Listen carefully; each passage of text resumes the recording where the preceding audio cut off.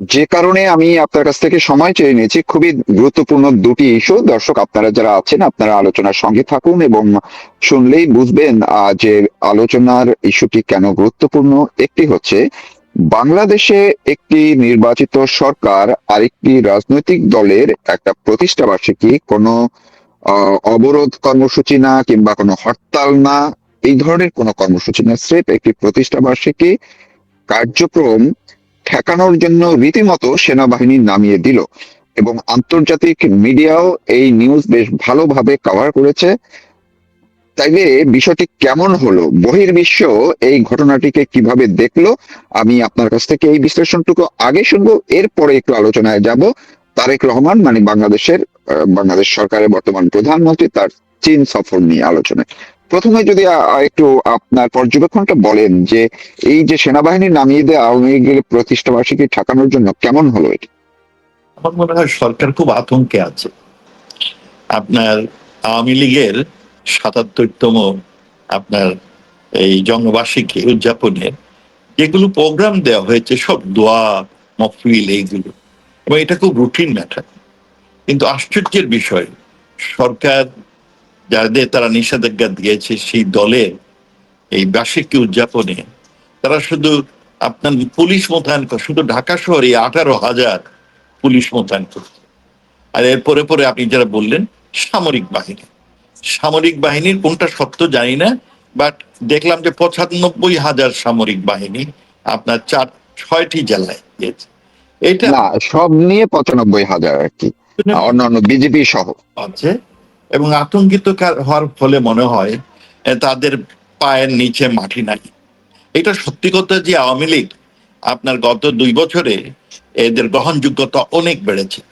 কোথায় 30-40% লোক আওয়ামী লীগ সমর্থক ছিল, আর গত 2 বছরে এই প্রথমত ইউনূস সরকারের অপকর্ম, অপশাসন, বিচারের নামে প্রহসন এবং হত্যা, আপনার মব রাজত্ব, জিহাদি আন্দোলন, এইসব একাধিক কারণে আর মানুষের চাকরি নাই, ঘরে ঘরে হাহাকার, আপনার মুদ্রাস্ফীতি, এইসব বহুবিধ কারণে মানুষ খুব অসন্তুষ্ট। এবং তার ফলে আপনার আওয়ামী লীগের গ্রহণযোগ্যতা, এই প্রথম আলো এবং ডেইলি স্টার বলেছিল যে 69%, আমার মনে হয় তার থেকেও বেশি। এই ভয়ে যদি আওয়ামী লীগ এই উদযাপন করতে গিয়ে জনগণ তাদের সাথে শরিক হয়, হুইচ ইজ মোস্ট লাইকলি, তখন অন্য কোনো দুর্ঘটনা ঘটে কিনা। তবে তাদের জানা উচিত যে আওয়ামী লীগ সবসময়ই একটি আপনার আইনের দল, তারা সবসময় শৃঙ্খলা বজায় রাখে, তারা কোনোদিন সন্ত্রাসীতে কোনোদিন ইনভলভ ছিল না। সুতরাং তাদের যাবে, তারা যেমন সন্ত্রাসী করতো, আওয়ামী লীগ সেই ধরনের মন মানসিকতা নাই। সুতরাং আমার মনে হয় তারা তাদের নিজের প্রেক্ষিতে, কারণ তারা সন্ত্রাসীতে তৎপর, তারা আন্দোলনের নাম দিয়ে সন্ত্রাসী করে, তারা মনে করেছে যে আওয়ামী লীগ এই বার্ষিকী উদযাপনে সন্ত্রাসী তৎপরতা হতে পারে। কিন্তু এইটা করে তারা সরকার প্রমাণ করলো যে সরকারের গ্রহণযোগ্যতা নাই, সরকার খুব শঙ্কিত, আতঙ্কিত। আর এইভাবেই আমি মনে করি যে আওয়ামী লীগের এই বর্ষ ৭৭তম বার্ষিকী আপনার সাকসেসফুল হয়ে গেছে। গভর্নমেন্ট যে এইরকম আতঙ্কিত হয়েছে, তার ফলে আওয়ামী লীগের এই বর্ষপূর্তি অনুষ্ঠানটা আপনার সাকসেসফুল হয়েছে, অত্যন্ত সাফল্যমণ্ডিত হয়েছে বলে আমি মনে করি। জি, ধন্যবাদ। আপনার পর্যবেক্ষণটুকু আপনি বললেন এবং এটি সাধারণ মানুষেরও তাই বলে আমারও ধারণা অন্তত পক্ষে। আমি আপনার কাছ থেকে একটু জানতে চাই, যেহেতু আপনার যখন পররাষ্ট্রমন্ত্রী ছিলেন তখন তো আন্তর্জাতিক পর্যায়ে যোগাযোগ, এর বহু আগে থেকেও আপনার আন্তর্জাতিক পর্যায়ে যোগাযোগ, এবং 2024-এর 5ই আগস্টের পর থেকেও আপনি কাজ করছেন প্রতিদিন প্রতিনিয়ত বিভিন্ন আন্তর্জাতিক মহলের সঙ্গে নানান কানেকশন আপনি তৈরি করছেন। তো এই গণতন্ত্রের কথা বলে যে দলটি নির্বাচনের একটি নির্বাচন প্রক্রিয়ার মধ্য দিয়ে ক্ষমতায় বসলো, তারা যে একটি কর্মসূচি, একটি প্রতিষ্ঠা বার্ষিকী ঠেকানোর জন্য সেনাবাহিনী নামালো, এখন আন্তর্জাতিক মহল, বিশেষ করে যারা বাংলাদেশে গণতান্ত্রিক চর্চার ক্ষেত্রে বিভিন্ন কথা বলে এবং আগে একটুতেই দেখা যেত বিভিন্ন স্টেটমেন্ট দিয়ে বসতো, সেই আন্তর্জাতিক মানবাধিকার সংগঠনগুলো বা গণতন্ত্র নিয়ে কাজ করা সংগঠনগুলোর নজরে কি এই বিষয়টি আসছে কিনা, আর এসে থাকলে সেটির প্রভাব কি হতে পারে? দেখেন যে ওরা গণতন্ত্রের কথা বলে, কিন্তু বাংলাদেশে তো গণতন্ত্র নাই। কারণ যে পাতানো নির্বাচনে দেশের বৃহত্তম রাজনৈতিক দলগুলোকে নির্বাচনে প্রতিযোগিতা করতে দেয়নি। এইটা কোনো ধরনের গণতন্ত্র, এটা পাতানো এরকম একেবারে মেকানাইজ প্রি ডক্টরড একটা ইলেকশন হয়েছে। দুই দলের মধ্যে বিএনপি এবং জামাত তারা একটা ভাগ বাটুরা করে সরকার গঠন করেছে। এইটাকে কোনোভাবে গণতন্ত্র বলা যাবে না, কোনো সংঘাতেই এটাকে গণতন্ত্র বলা হয়। তারা যতই বাহাদুরি করুক, কিন্তু এটা গণতান্ত্রিক সরকার না। আর আপনার ভোটের সময় ভোটও খুব কম পড়েছে, তারা এটাকে হাইজ্যাক করে অনেক বড় করে দেখানোর চেষ্টা করেছে। আপনার টিআইবি একটা ইন্ডিপেন্ডেন্ট অর্গানাইজেশন, তারা বলেছে যে প্রায় 1/3 ভোট হয়েছে সব ফ্রড, আর অনেক জায়গায় ভোট হয়নি, সন্ধ্যাবেলা থেকে ভোট। এই যেমন কারচুপি নির্বাচন, এটা নির্বাচন যাই হোক, তবু একটি। আর আওয়ামী লীগ যেহেতু প্রতিহত করে নাই, আওয়ামী লীগের অভ্যাসই নাই প্রতিহত করার, কারণ আওয়ামী লীগ গণতন্ত্রে বিশ্বাস করে, তাই তারা খুব সুস্থভাবে সম্পূর্ণ হয়েছে। কিন্তু মজার ব্যাপার হলো যে সরকার ঠিকই জানে তাদের পায়ের তলায় মাটি নাই, তার ফলে তারা করেছে কি, এই সামরিক বাহিনীর উপরে ভর করে তাদের শাসন পরিচালনা হচ্ছে। এই যে সামরিক বাহিনীকে নিয়ে আসলো, এটা তাদের একটা বদনাম। আমার ধারণা যে এই অল্প দিনের মধ্যেই 100 দিন পূরণ হয়েছে, হয় নাই, তার মধ্যে তারা হয়েছে। এই সামরিক বাহিনীর সহায়তা নিল। ইন দি প্রসেস তারা হয়তো সামরিক সরকার গঠনের জন্য ওদের উৎসাহ দিচ্ছে। সামরিক সরকার, সামরিক বাহিনীরা আগামীতে হয়তো আরো এন্টাইসড হবে, যে তাদের যখন তারাই সরকার চালাচ্ছে, সুতরাং why not, they should be in the driving seat. আমি সেই প্রতীক্ষায় আছি, খুব বেশি দিন হবে না। তবে বলতে হয় যে তারিক সরকার বোধহয় ভুল পথে চলছে। কারণ এই সামান্য একটা বর্ষপূর্তি উৎসবে এই ধরনের অহেতুক আপনার শক্তি দেখানো এবং জনগণ থেকে বিচ্ছিন্ন হয়ে যাওয়া আপনার তারিক সরকারের জন্য ঠিক হয় না বলে আমার ধারণা।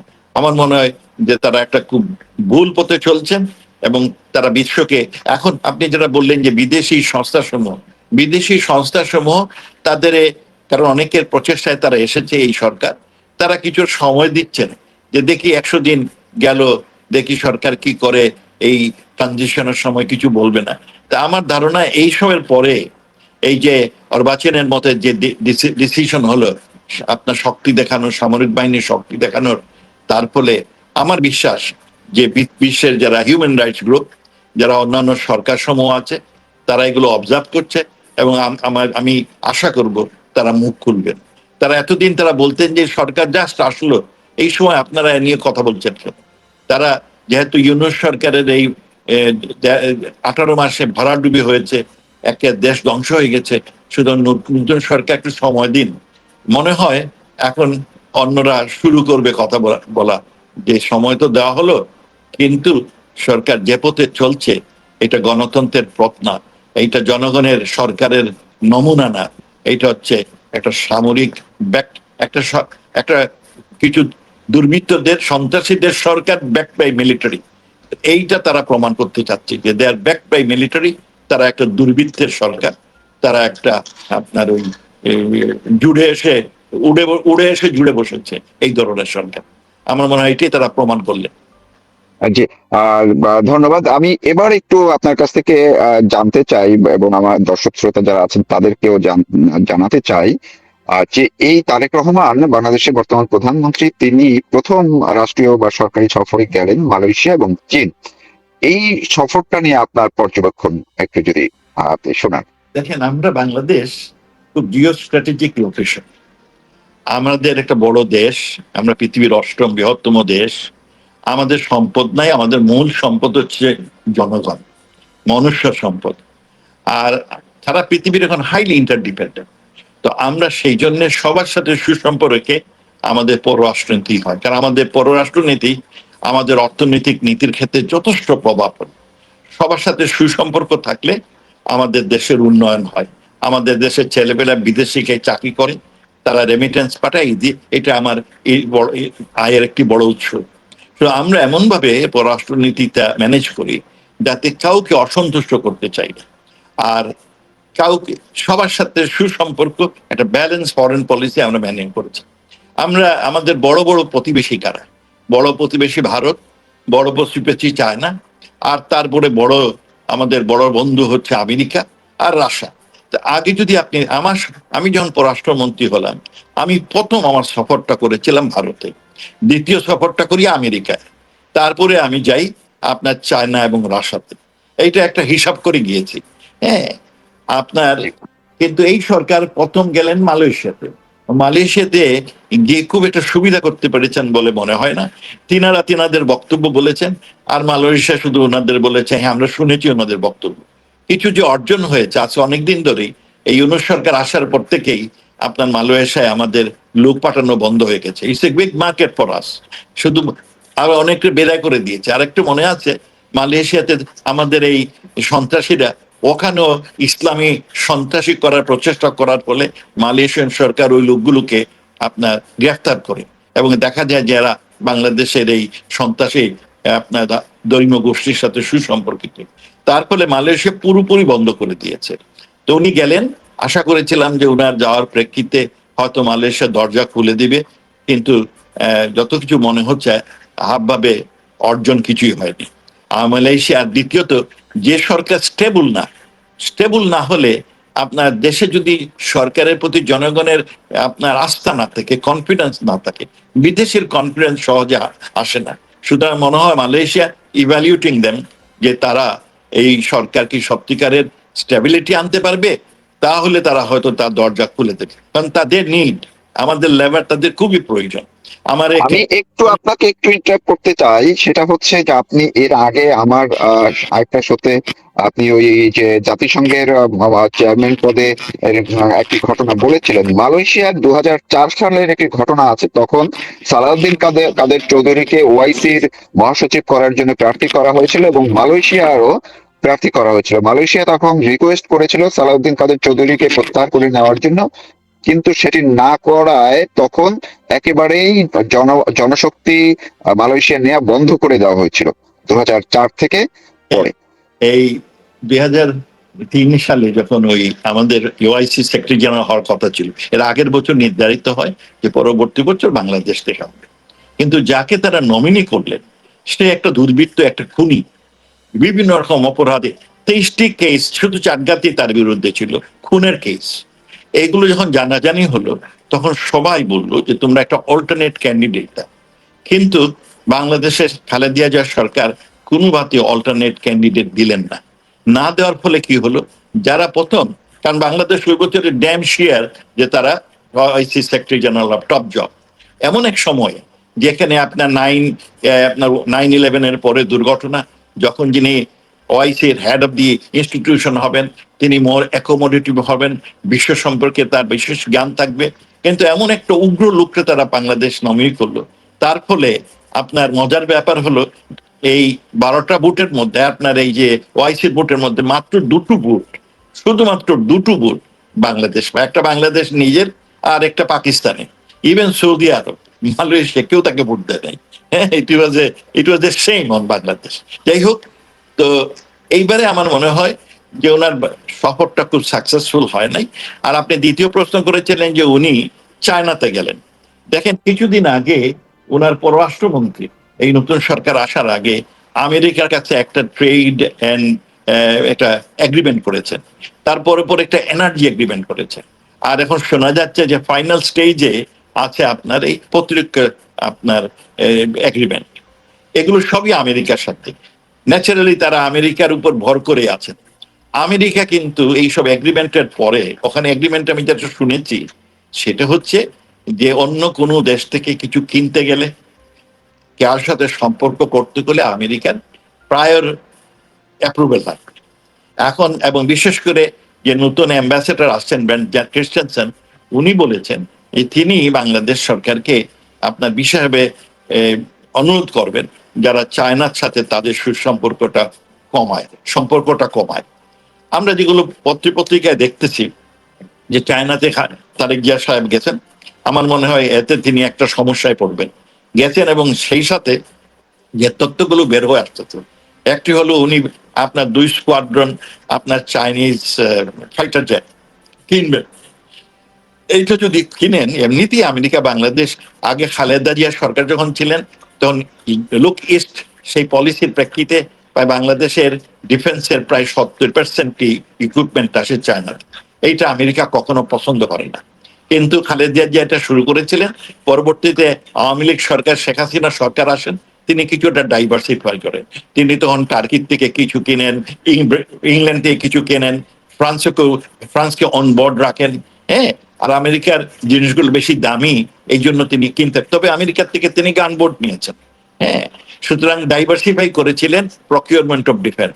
কিন্তু এখন এই যে তারিক জিয়া গেছেন চায়নাতে, তিনি নাকি 2 স্কোয়াড্রন হাই প্রোফাইল আপনার চাইনিজ কি নিয়ে আসবেন, যেগুলো চাইনিজ সবার কাছে বিলি করে না। পাকিস্তানকে বিলি করেছে, বাংলাদেশ নাকি করবে 2 ডজন আপনার এই কি ফাইটার জেট। এইটা আমেরিকা আমার মনে হয় না পছন্দ করবে। দ্বিতীয়ত, তিনারা বলছেন যে তিনারা এই তিস্তা চুক্তি করে আসবেন, ওরা টাকা পয়সা দিবে। এখানে ভারত বলেছিল যে তারা টেকনিক্যাল হেল্প দিতে চায়, কারণ নদীগুলো যেহেতু ইন্ডিয়া থেকে এসেছে, সুতরাং তাদের technical help is very important. তিনারা পুরোপুরি ইগনোর করেছেন। এতে প্রতিবেশী ভারত তো খুব সন্তুষ্ট হবে। সুতরাং আমার মনে হয় তারিক জিয়া রং আপনার পলিসি নিয়েছেন, ঝামেলায় পড়বেন। তারপরে উনি হয়তো কিছু অনুদান চাইবেন কিসের থেকে, কারণ কোথা থেকে কোনো টাকা, শুনেছি যে তিনি $9 বিলিয়ন আপনার লোন চাইবেন। এবং লোনগুলো আগে চাইনিজরা সবসময় টাকা দিতে চায়। আগে শেখ হাসিনার সরকারে যখন চাইনিজ প্রেসিডেন্ট বাংলাদেশে এসছেন, তখন প্রায় $37 বিলিয়ন এগ্রিমেন্ট হয়েছিল, কিন্তু বাংলাদেশ সরকার সেই টাকা নেয় নাই। বাংলাদেশ সরকার খুব অল্প পরিমাণ টাকা চায়না থেকে নিয়েছে, কারণ চায়না থেকে নিলে পরেই ওয়েস্টার্ন মিডিয়া সাথে সাথে বলে যে বাংলাদেশ বিক্রি হয়ে যাচ্ছে। আপনার মনে আছে যে আমরা সর্বমোট এই শেখ হাসিনার সরকার সেই 37 বিলিয়নের মধ্যে সর্বমোট 5 বিলিয়নের কম নিয়েছে। আমাদের মোটামুটি বিদেশি ঋণ হলো অধিকাংশই international agency, IMF, world bank, Asian development bank, এইগুলোর থেকে। 62 to 69% হচ্ছে এইসব প্রতিষ্ঠান থেকে। আর তারপরে বড় আমাদের আপনার ফরেন কি বলে লোনটা হচ্ছে গিয়ে, একটা হচ্ছে রাশার যে কিসের নিউক্লিয়ার পাওয়ার প্ল্যান্ট এগুলো করার জন্য, আর পরবর্তীতে বড় লোন হচ্ছে জাপান থেকে। জাপানের একটা বড় লোন আমরা অন্য কাছে খুব বেশি লোন টোন নেই না। চায়না থেকে আমাদের যদিও চুক্তি হয়েছিল যে অনেক লোন তারা দিবে, আমরা নেইনি। হ্যাঁ, আমরা 1% জিডিপি আমরা নিয়েছি। আর তবুও কিছু দুষ্ট লোক, কিছু আপনার মিডিয়া এবং কিছু যে বলে বুদ্ধিজীবী তখন বারবার বলতো যে বাংলাদেশ চায়নার ওই কিসে কি বলে ক্রেডিট ট্র্যাপে পড়ে যাচ্ছে, কিসে শ্রীলঙ্কার মতো। একেবারে মিথ্যা কথা। এইটা সিএনএনও তখন এটা নিয়ে আমাকে প্রশ্ন করেছিল যে তোমরা কি চাইনিজ ডেট ট্রেডে পড়ে যাচ্ছ। আমি বললাম আমার 1%, $100 মধ্যে $1 আমি তাদের থেকে নিয়েছি, so it's not at all important. IMF এর মতে 56%-এর উপরে কোনো দেশ থেকে, একক দেশ থেকে 56% অফ দ্য লোন যদি হয়, তাহলে ডেট ট্র্যাপের কথা ওঠে। কিন্তু আশ্চর্যের ব্যবসা, বাংলাদেশের এই পণ্ডিতরা 1%-এর মধ্যেই তারা চিন্তা শুরু করলেন বাংলাদেশ চাইনিজ। তবে এবারে তিনি যেটা করতে যাচ্ছেন, আমার মনে হয় এটা তো শিওর উইল বি ডেটের মতো পড়বে, এবং তাতে বাংলাদেশের উন্নতি হবে না। আর শেখ হাসিনার সরকার আরেকটি জিনিস ছিল, শেখ হাসিনার সরকার চাইনিজ সরকারের সাথে সিদ্ধান্ত নিয়েছিলেন, এবং ইট ওয়াজ অ্যাপ্রুভ যে কখনো তারা 2%-এর বেশি ইন্টারেস্ট চার্জ করবে না। আমি জানি না ওনারা কিভাবে নেগোশিয়েট করতেছেন। আরেকটি কথা শুনলাম যে তিনারা বাংলাদেশ কারেন্সি এবং চাইনিজ কারেন্সিতে যে এক্সপোর্ট ইম্পোর্ট হবে সেইটা তিনারা, এটা তো আমরা আগে করে দিয়েছিলাম। আমরা সিদ্ধান্ত নিয়েছিলাম, আমরা ব্রিক্সে জয়েন করিনি। ব্রিক্স আমাদের ইনভাইট করেছিল জয়েন, আমরা জয়েন করিনি। ইনস্টেড অফ দ্যাট আমরা তখন বলেছি যে দেখো, আমাদের বড় বড় 2 দেশ আমাদের ব্যবসা করে, এক হলো চায়না আর একটা ইন্ডিয়া। উভয় দেশের সাথে আমরা আমাদের লোকাল কারেন্সিতে ব্যবসা করার কি হয়েছে, অনুমোদন হয়েছে। তবে সমস্যা হলো আমি চায়নার থেকে প্রায় $18 বিলিয়ন জিনিস কিনি, আর আমি তাদের কাছে 1.5 বিলিয়নের জিনিস পাঠাই। এতে সমস্যাটা হলো আমরা যেমন 98% অফ অল দ্য গুডস আপনার ট্যাক্স ফ্রি এবং ট্যারিফ ফ্রি করেছি চায়না, তবুও আমার জিনিস তারা খুব বেশি কেনে না। তখন যেটা সমস্যা হলো, আমি ওই 1 বিলিয়ন আপনার আমার লোকাল কারেন্সিতে ট্রেড করতে পারি, আর বাকি যে 17 বিলিয়ন আমাকে সেটা ডলারে পে করতে হবে। তখন আমাকে মার্কেট থেকে ডলার কিনে চায়নাকে দিতে হবে, তো এতে কস্ট বেড়ে দেয়। সেই জন্য আমরা এটা ওই ট্রাই টু রেশনালাইজ ইট, যে কেমনি ওনারা দেখলাম আমরা যেটা অনুমোদন নিয়ে এসেছি অলরেডি অনুমোদিত, যে আমরা লোকাল কারেন্সিতে কিছু অংশ আমরা ট্রেড করব, এইটাই তেনারা নাকি আবার করে নেগোশিয়েট। কিভাবে negotiate? It is already accepted fact কিন্তু তারপরে ওনারা করতে যাচ্ছেন, আই ডোন্ট নো। তারপরে দেখলাম যে তিনারা রাশাতে গিয়ে বলছেন ব্রিক্সে জয়েন। আমরা ব্রিক্সে জয়েন করিনি, যদিও আমাদের আপনার ব্রিক্সের তৎকালীন যিনি হেড ছিলেন সেই সাউথ আফ্রিকা প্রেসিডেন্ট আমাকে আমাদের রিকোয়েস্ট করেছে তোমরা জয়েন। আমরা বলেছি হ্যাঁ, আপনাদের প্রস্তাব আমরা গ্রহণ করলাম, তবে আমরা একটা ইভ্যালুয়েট করে দেখি তারপরে। কারণ ওই বছরে 7 জন নতুন ব্রিক্সে নেওয়া হয়, এবং সেইগুলো যাদের নেওয়া হয় এর মধ্যে হচ্ছে ইরান, এর মধ্যে হচ্ছে ভেনিজুয়েলা। এইসব দেখে আমরা বিভিন্ন স্ট্র্যাটেজিক কারণে আমরা বললাম যে আমরা এটা মোর ইভ্যালুয়েট করি, তারপরে আমরা আমাদের ওপিনিয়নটা জানাবো। যাই হোক, তা আমার মনে হয় তারিক জিয়ার এই চাইনিজ সফরটা আর এই মালয়েশিয়ান সফরটা, এই দুটোই হয়তো ঠিক হয় নাই। যারা পররাষ্ট্র মন্ত্রণালয়ে ছিলেন তাদের হয়তো অ্যাডভাইস খুব ভালো হয় নাই। কারণ আমি আই নো যে বর্তমান গভর্নমেন্ট টাকার জন্য হুই হুই করে ঘুরে বেড়াচ্ছেন, কেউ টাকা দিচ্ছে না। এই জন্য ভাবলেন চায়না তো they always come with a basket of money, সেই জন্য গেছেন। কিন্তু অন্যবিধ জিনিসগুলো চিন্তা করা উচিত, কারণ ওনারা যে খত দিয়েছেন আমেরিকার সাথে, এরপরে চায়নার থেকে যদি এই জিনিসপত্র কেনেন, আমেরিকা এটা কিভাবে দেখবে? তখন আমেরিকার যে ওনারা অনুকম্পায় এতদিন ধরে আছেন, তখন আমেরিকার অনুকম্পা ওনাদের উপর থাকবে না হয়তো, তখন ওনারা আরো বড় রকমের সমস্যা পড়বেন। এই জন্য আমার মনে হয় এই ডিসিশনটা খুব আপনার ঠিক হয় নাই। আমার ধারণা এই ডিসিশনটা ঠিক হয়নি। তাদের প্রথম সফরটা এই চায়নায় যাওয়াটা, you know, it could create some controversy in future. বাংলাদেশের জন্য অমঙ্গল হয়তো বয়ে নিয়ে আসতে পারে। চায়না আমাদের বন্ধু, আমাদের কোনো একসময় তারা আমাদের পছন্দ করেনি, বাট এই পররাষ্ট্রনীতিতে কোনো দেশ সারা জীবনই শত্রু নয়, সারা জীবনই বন্ধু নয়। তবে সময়ের প্রেক্ষিতে বিবেচনা করে আমাদের স্ট্যাক গুলো নেওয়া উচিত। আমার মনে হয় এই ক্ষেত্রে তারা একটা এম্বিগুয়াস ফরেন পলিসি দিচ্ছে। একদিকে মুখে আমেরিকানরা বলছেন তোমাদের সবকিছু আমরা মানলাম, আর আরেকদিকে কাজের ক্ষেত্রে জাস্ট অপোজিট। এইটা ভালোভাবে কেউ নিবে বলে মনে হয় না। এটা তার মানে এই চায়না সফরটা তারেক রহমান সরকারের জন্য একটা ঝুঁকিপূর্ণ হয়ে পড়লো, এমনটাই? আমি তাই মনে করি উনার সফরটা একটি ঝুঁকিপূর্ণ হয়ে গেল, অন্য জি, দেশের সম্পর্কের ক্ষেত্রে একটা ঝুঁকিপূর্ণ হয়ে গেল। আর জি, তখন অনেক ধন্যবাদ আপনাকে। খেসারত দিতে হবে।